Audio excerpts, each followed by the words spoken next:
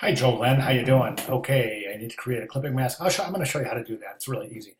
Tried a few different ways. I showed it. Okay, so pretty happy with it. Looking forward to it. All right, let's go ahead and take a look. So, yeah, some really good progress. I think the story is there. It's definitely there. It's easy to follow. I mean, we get it, right? The viewer gets it.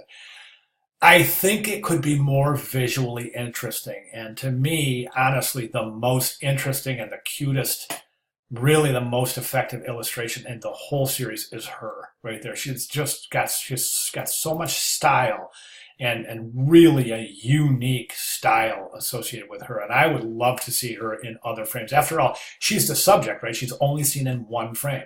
I'd like to see her maybe walking into the county fair, maybe somehow having some sort of an interaction with the ring toss. Maybe you could show her tossing a ring or standing, at least standing in front of the ring toss, looking at it. Then we see winner, and then we have this hand handing, and then another hand grabbing the fish. That hand would be hers without the sleeve.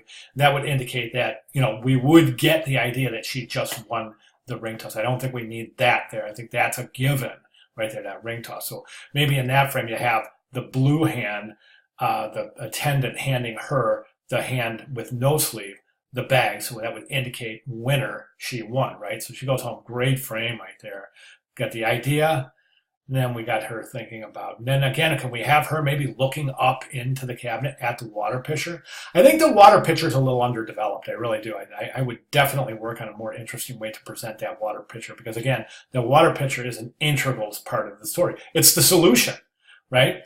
So, so I would definitely recommend that. And then somehow at the end, I would like, maybe you can have her hand on this bag. So I just really think it's important to draw a connection between her and what's going on in the narrative. And right now we don't have that connection. The only connection we have with her in the story is right here where she's holding the bag. So I think we need to show her more and have more interaction with each of these frames. And then finally, the last, as I said, I mentioned this earlier, but maybe the water pitcher could be sitting on a table. She's sitting next to the table looking at her new fish in its new home with a big smile on her face. The fish has a big smile on its face, right?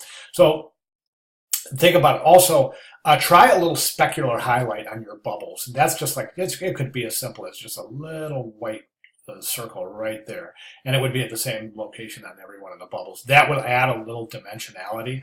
Or if you want to get very ambitious, go ahead and add a radial gradient to the bubbles, and I think that might be, I don't think it would be interesting because I think that would be add too much complexity to what are otherwise pretty relatively straightforward illustration. So it's just a little specular highlight. So again, that's just a little circle right up there. And that circle would be visible in the same location in every bubble. And that would add some beautiful dimension, some volume, and a little bit of depth to the bubbles portion of the illustration. Okay, so those are my comments moving forward. Now let me show you how to do a clipping mask. I've got Illustrator open right here. Now just use your imagination, right? So I've got, we'll just use shapes. Okay, so here's my rectangle. Let's go to red. I'm going to create a red rectangle. Okay, so that's one of your elements, right? So we have another rectangle. This time, let's go ahead and create a rectangle going this way. And we'll add a yellow fill to that. Okay. And then we want to confine this whole thing in a circle. Okay. So I'm just going to go ahead and go to my shape tool, go to my ellipse tool, and I'm going to hold my shift key down and my option key down. The shift key is going to constrain it to a perfect circle. The option key is going to make the circle radiate from the point where my cursor is. So let's do that.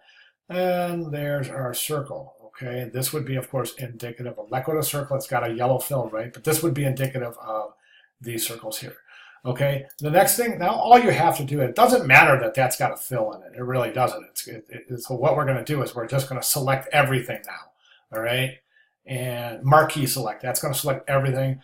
Go up to the top of the screen next to the word Illustrator, come over to, right over to where it says Object, and scroll down to where it says Clipping Mask, Make. Click it, and there's your clipping mask. As you can see, everything is confined to that particular circle that we created. There's the before, there's the after. Okay, so that's how you create a clipping mask. Hope that helps. Let me know if you need further advice on that, but that should work just fine. So in other words, what you would do with this image right here, okay, so you would just place it, you would take a circle, and just duplicate this circle right here.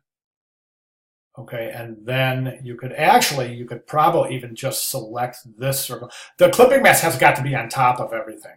Okay, so if you were to duplicate this circle or even draw another circle, select in front of everything, so that would, so you could see what's going on. You'll probably want a no fill circle, and create that circle and place it over this, then select everything and do your clipping mask, and it will confine everything to that circle. Cool stuff, huh? All right, so yeah, any questions at all, give me a holler, or if you're working on this and you want to run something by me, just go right ahead and repost. I'll be looking at this pretty much. You know me, I'm kind of in every day, so I'll be glad. I'll see it if you post it. I'll be glad to provide further comments. All right, fantastic job. Any questions? Please shout out. Thank you.